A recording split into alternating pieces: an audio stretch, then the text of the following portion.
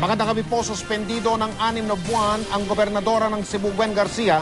Ang dahilan ay ang umano'y tinatawag na usurpation of power o pag-angkin ng kapangyarihan na hindi naman niya sakop.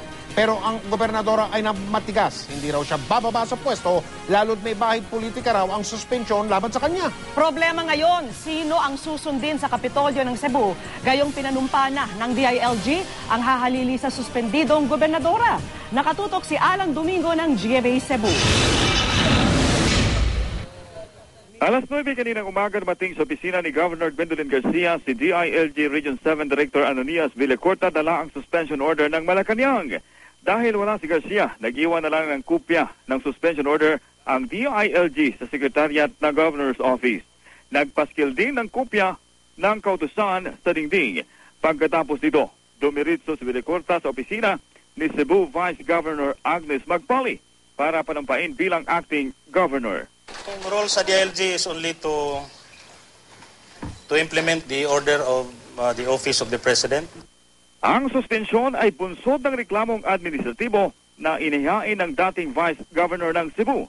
Usurpation of power o pag-angkin ng kapangyarihan ng hindi sakop ng kanyang tungkulin bilang gobernador. Kabilang ang pagharang di umano ni Garcia sa pondo ni yumaong Vice Governor Gregorio Sanchez Jr. at pagpirma ng appointment ng ilang contractual at casual employees na nakatalaga sa opisina ng Vice Gobernador. Kinatigan ng Malacanang ang DILG na hindi raw ito trabaho ni Garcia kaya sinuspindi siya ng 6 na buwan o hanggang May 2013. Bandang tanghali dumating sa Kapitolyo si Governor Garcia. Sa press con, sinabi niyang di raw siya bababa sa pwesto. Wala raw epekto ang suspension order dahil hindi ito naihain ng personal sa kanya. At maging ang imbestigasyon, wala raw bisa dahil pumanaw na ang nagreklamong si Sanchez.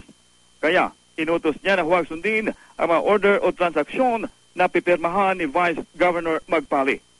I am told that this suspension falls into a pattern we are now seeing, consisting of administrative actions against local chief executives not belonging to and contested by the ruling party.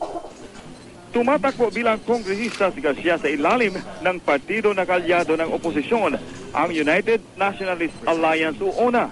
Ang kapatid niyang si Pablo Jan Garcia, ang tatakbong gobernador kalaban si Layo Davide III ng Liberal Party ng Pangulo. Si Vice Governor Magpali ay miyembro rin ng Bacod Party. Ayon kay Vice Governor Magpali, sumusunod lang daw siya sa mandato sa kanya. I'm here because operation of law, I have no choice. Binatikos naman ng UNA ang pagkakasuspindi kay Garcia. Sa isang statement, sinabi ni UNA Secretary General Tubi Tiangco na isa itong power grab ni DILG Secretary Marujas at ng Liberal Party. Ang suspensyon ni Garcia inilabas daw matapos naman simulan ang investigasyon ng DILG laban kay Pangasinan Governor Amado Espino Jr. ng Nationalist People's Coalition o NPC, kaugnay sa wetting operation sa Pangasinan.